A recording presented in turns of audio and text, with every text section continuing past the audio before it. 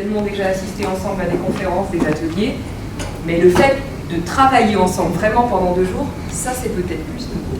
Parce qu'il y a tellement ici d'expériences, de compétences, de savoir, de choses que on peut les mélanger pour donner des idées. Donc l'idée aujourd'hui, c'est d'abord qu'on se présente, qu'on sache un petit peu qui est qui fait quoi.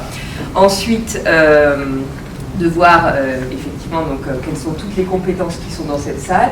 Et ensuite de créer ce qu'on a appelé des profils. Donc par rapport à vos expériences, etc., l'idée de ce laboratoire d'idées, c'est de répondre à la question quels sont les besoins essentiels en termes de communication des personnes migrantes et exilées au Maroc.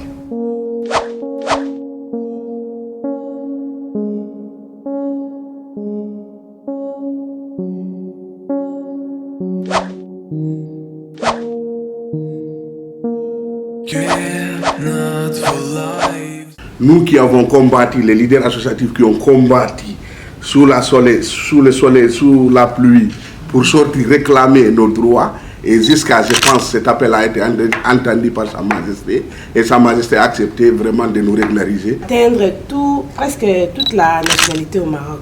Bon, par rapport à ces sujets, le Conseil des migrants aujourd'hui est en train de travailler toujours sur le terrain avec les migrants non régularisés pour pouvoir essayer de les sensibiliser plus précisément, les écouter et pouvoir trouver une orientation pour parler. Ils sont très nombreux, nous sommes très actifs sur le terrain.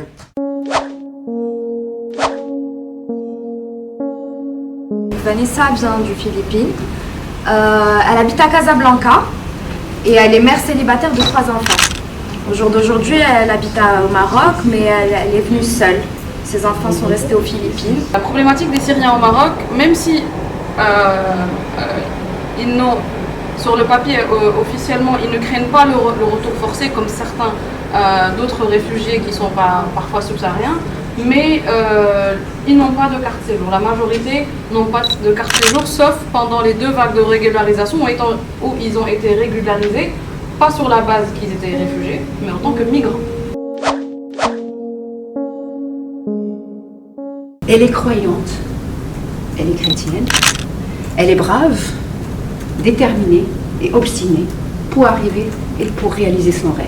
Pour répondre à la problématique énoncée, nous avons fixé des objectifs généraux. L'objectif général est d'élaborer une plateforme numérique pour la prise en charge des migrants subsahariens en situation régulière dans le but de faciliter leur intégration au niveau de la région Rabat, Salé, Kinitra. À 15 ans, il est à la fois c'est un mineur à la fois non accompagné et séparé. Il est non scolarisé également. Il est rentré au Maroc, à Oujda. Naturellement, il est venu par voie terrestre. Il a connu le circuit classique de la migration. Les plateformes info.com. Et l'objectif de cet espace de e-learning, c'est de mettre à disposition de l'esprit de ce lancement que nous avons l'intention d'influencer des vidéos